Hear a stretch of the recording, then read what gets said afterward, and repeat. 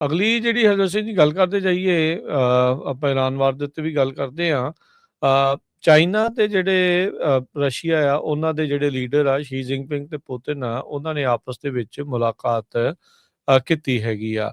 ਦੋਨਾਂ ਨੇ ਯੂਨਿਟੀ ਜਿਹੜੀ ਆ ਉਹ ਕਹਿੰਦੇ ਵੀ ਜ਼ਰੂਰ ਦਿਖਾਈ ਆ, ਪਰ ਜਿਹੜੀ ਪਾਈਪਲਾਈਨ ਨੂੰ ਲੈ ਕੇ ਗੱਲਬਾਤ ਹੋਣੀ ਸੀ ਉਹ ਸਿਰੇ ਜਿਹੜੀ ਉਹ ਨਹੀਂ ਚੜ ਸਕੀ। ਪਾਵਰ ਆਫ ਸਾਈਬੇਰੀਆ 2 ਪਾਈਪਲਾਈਨ, ਜਿਸ ਦੇ ਵਿੱਚ 50 ਬਿਲੀਅਨ ਕਿਊਬਿਕ ਮੀਟਰ ਆਫ ਜਿਹੜਾ ਰਸ਼ੀਆ ਦਾ ਨੈਚੁਰਲ ਗੈਸ ਚਾਈਨਾ ਨੂੰ ਜਿਹੜਾ ਜਾਣਾ ਸੀਗਾ, ਉਸ ਦੇ ਉੱਤੇ ਜਿਹੜੀ ਇਹਨਾਂ ਦੀ ਚਰਚਾ ਜਿਹੜੀ ਹੋਈ ਆ। ਪਰ ਇੱਕ ਚੀਜ਼ ਜਿਹੜੀ ਹਰਜੋਤ ਸਿੰਘ ਜੀ ਦੇਖੀ ਗਈ ਆ, ਜਿੱਦਾਂ ਟਰੰਪ ਹੁਣਾਂ ਦਾ ਸਵਾਗਤ ਹੋਇਆ ਤੇ ਜਿੱਦਾਂ ਪੁਤਿਨ ਦਾ ਸਵਾਗਤ ਹੋਇਆ, ਉਸ ਦੇ ਵਿੱਚ ਜ਼ਮੀਨ ਅਸਮਾਨ ਦਾ ਜਿਹੜਾ ਉਹ ਫਰਕ ਆ ਉਹਨਾਂ ਨੇ ਦਿਖਾਇਆ। ਸ਼ੀ ਜਿਨਪਿੰਗ ਨੇ ਪੁਤਿਨ ਨੂੰ ਰੈੱਡ ਕਾਰਪਟ ਵੈਲਕਮ ਜਿਹੜਾ ਉਹ ਕੀਤਾ, ਤੇ ਇੱਥੇ ਮਿਲ ਕੇ ਦੋਨਾਂ ਨੇ ਅਮਰੀਕਾ ਦੇ ਉੱਤੇ ਇੱਕ ਹਿਸਾਬ ਦੇ ਨਾਲ ਅਟੈਕ ਜਿਹਾ ਵੀ ਕੀਤਾ। ਗੱਲਾਂ ਬਾਤਾਂ ਦੇ ਜਿਹੜਾ ਜ਼ਰੀਏ ਸ਼ਬਦੀ ਹਮਲੇ ਜਿਹੜੇ ਆ ਉਹ ਜ਼ਰੂਰ ਉਹਨਾਂ ਨੇ ਕੀਤੇ। ਉਹਨਾਂ ਨੇ ਕਿਹਾ ਵੀ ਜਿਹੜੀ ਈਰਾਨ ਦੇ ਉਲਟ ਵਾਰ ਚੱਲ ਰਹੀ ਆ ਅਮਰੀਕਾ ਤੇ ਇਜ਼ਰਾਈਲ ਦੀ, ਇਹ ਤੁਰੰਤ ਬੰਦ ਜਿਹੜੀ ਆ ਉਹ ਹੋਣੀ ਚਾਹੀਦੀ ਹੈਗੀ ਆ। ਸੋ ਇੱਕ ਪਾਸੇ ਦੇਖੋ ਹਰਜੋਤ ਸਿੰਘ ਜੀ ਉਹ ਬੰਦਾ ਕਹਿ ਰਿਹਾ ਆ ਜਿਹਨੇ ਯੂਕਰੇਨ ਦੇ ਉੱਤੇ 4 ਸਾਲ ਤੋਂ ਹੱਲਾ ਜਿਹੜਾ ਉਹ ਬੋਲ ਕੇ ਰੱਖਿਆ ਹੋਇਆ ਹੈ। 3.5 ਲੱਖ ਫੌਜੀ ਰਸ਼ੀਆ ਦਾ ਆਲਰੇਡੀ ਮਾਰਿਆ ਜਾ ਚੁੱਕਾ ਹੈਗਾ, ਤੇ ਹਾਲਾਤ ਜਿਹੜੇ ਉੱਥੇ ਕੋਈ ਬਾੜੇ ਚੰਗੇ ਨਹੀਂ। ਯੂਕਰੇਨ ਦੇ ਵੀ ਹਾਲਾਤ ਬੜੇ ਮਾੜੇ ਜਿਹੜੇ ਉਹ ਹੈਗੇ ਆ।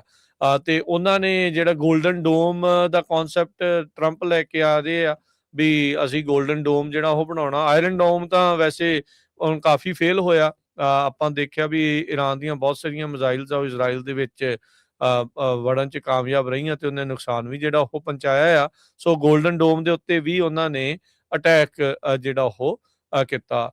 ਇਹਨਾਂ ਨੇ ਜਿਹੜੀ ਸਾਂਝੀ ਜਿਹੜੀ ਹਰਜੋਤ ਸਿੰਘ ਜੀ ਜੁਆਇੰਟ ਸਟੇਟਮੈਂਟ ਜਾਰੀ ਕੀਤੀ, ਜੋ ਕਿ US ਦੇ ਨਾਲ ਮਿਲ ਕੇ ਇਹਨਾਂ ਨਹੀਂ ਕਰ ਸਕੇ ਸੀਗੇ। I don't know Ki reason ਜਿਹੜੇ ਰਹੇ ਹੋਣਗੇ। ਉਹਨਾਂ ਨੇ ਕਿਹਾ ਵੀ ਜਿਹੜੀ ਇਹ ਟ੍ਰੈਚਰਸ ਮਿਲਟਰੀ ਸਟ੍ਰਾਈਕਸ ਆ against other countries, hypocritical use of negotiation, ਕਹਿੰਦੇ ਵੀ ਇਹ ਕਵਰ ਵਰਤਿਆ ਜਾ ਰਿਹਾ ਇਹਨਾਂ ਸਟ੍ਰਾਈਕਸ ਦੇ ਲਈ, ਪ੍ਰੀਪੇਅਰ ਕਰਨ ਦੇ ਲਈ। ਫਿਰ ਅਸੈਸੀਨੇਸ਼ਨ ਕਰਦੇ ਹੋ ਤੁਸੀਂ ਲੀਡਰਸ ਦੀ, ਸੋਵਰਨ ਸਟੇਟਸ ਦੇ ਡੋਮੈਸਟਿਕ ਪੋਲੀਟੀਕਲ ਸਿਚੁਏਸ਼ਨ ਡੀਸਟੇਬਲਾਈਜ਼ ਹੁੰਦੀ ਆ। ਕਿਡਨੈਪਿੰਗ ਕਰ ਰਹੇ ਆ ਤੁਸੀਂ ਨੈਸ਼ਨਲ ਲੀਡਰਸ ਦੀ ਟਰਾਇਲ ਦੇ ਲਈ, ਤੇ ਰਜੀਮ ਚੇਂਜ ਦੇ ਲਈ ਤੁਸੀਂ ਭੜਕਾ ਰਹੇ ਹੋ। ਕਹਿੰਦੇ ਵੀ ਇਹ ਬਹੁਤ ਮਾੜੀ ਜਿਹੜੀ ਉਹ ਚੀਜ਼ ਜਿਹੜੀ ਉਹ ਹੈਗੀ ਆ। ਸੋ ਹੁਣ ਹਰਜੋਤ ਸਿੰਘ ਜੀ ਇਹ ਨਹੀਂ ਪਤਾ ਵੀ, ਕਿਉਂਕਿ ਚੀਨ ਵਾਲਾ ਵੀ ਨਾਲ ਹੀ ਇਹ ਗੱਲਾਂ ਦੇ ਵਿੱਚ ਬੋਲ ਰਿਹਾ ਸੀਗਾ ਪੁਤਿਨ ਦੇ ਨਾਲ ਮਿਲ ਕੇ। ਥੋੜੇ ਦਿਨ ਪਹਿਲਾਂ ਤਾਂ ਕਹਿ ਰਹੇ ਸੀਗੇ ਵੀ ਅਸੀਂ ਆ ਵੀ ਕਰ ਦੇਣਾ, ਅਸੀਂ ਉਹ ਵੀ ਕਰ ਦੇਣਾ। ਦੋਨਾਂ ਮੁਲਕਾਂ ਨੇ ਆਪ ਕੱਲੇ ਤੌਰ ਦੇ ਉੱਤੇ ਜਿਹੜੀਆਂ ਗੱਲਾਂ ਆ ਉਹ ਆਖੀਆਂ ਆ। ਸੋ ਸ਼ੀ ਜਿਨਪਿੰਗ ਨੇ ਪੁਤਿਨ ਨੂੰ ਕਿਹਾ ਵੀ ਅੱਜ ਦਾ ਜਿਹੜਾ ਜ਼ਮਾਨਾ ਆ, ਵਰਲਡ ਆ, ਫਾਰ ਫਰੋਮ ਪੀਸਫੁਲ ਆ, ਯੂਨੀਲੈਟਰਲਿਜ਼ਮ ਤੇ ਜਿਹੜਾ ਹੈਗਮੋਨੀਅਮ ਹੈਗਾ ਆ। ਕਹਿੰਦੇ ਵੀ ਇਹਦੇ ਨਾਲ ਬਹੁਤ ਜ਼ਿਆਦਾ ਖਤਰੇ ਨੇ, ਤੇ ਜੰਗਲ ਦਾ ਲਾਅ ਕਹਿੰਦੇ ਵੀ ਇੱਥੇ ਆਉਣ ਵਾਲੇ ਸਮੇਂ 'ਚ ਬਣ ਸਕਦਾ ਹੈਗਾ। ਸੋ ਹਰਜੋਤ ਸਿੰਘ ਜੀ ਇਹ ਦੋ ਲੀਡਰ ਉਹ ਗੱਲਾਂ ਕਰ ਰਹੇ ਸੀ ਜਿਨ੍ਹਾਂ ਦੇ ਆਪਣੇ ਮੁਲਕਾਂ ਦੇ ਵਿੱਚ ਕਿਸੇ ਤਰੀਕੇ ਦੀ ਕੋਈ ਆਜ਼ਾਦੀ ਨਹੀਂ। ਜੇ ਕੋਈ ਮਾੜਾ ਮੋਟਾ ਵਿਰੋਧ ਕਰਦਾ ਆ, ਉਹ ਜਾਂ ਗਾਇਬ ਕਰ ਦਿੱਤਾ ਜਾਂਦਾ, ਜਾਂ ਉਹ ਮਾਰ ਦਿੱਤਾ ਜਾਂਦਾ, ਜਾਂ ਅੰਦਰ ਸਿੱਟ ਦਿੱਤਾ ਜਿਹੜਾ ਉਹ ਜਾਂਦਾ ਆ।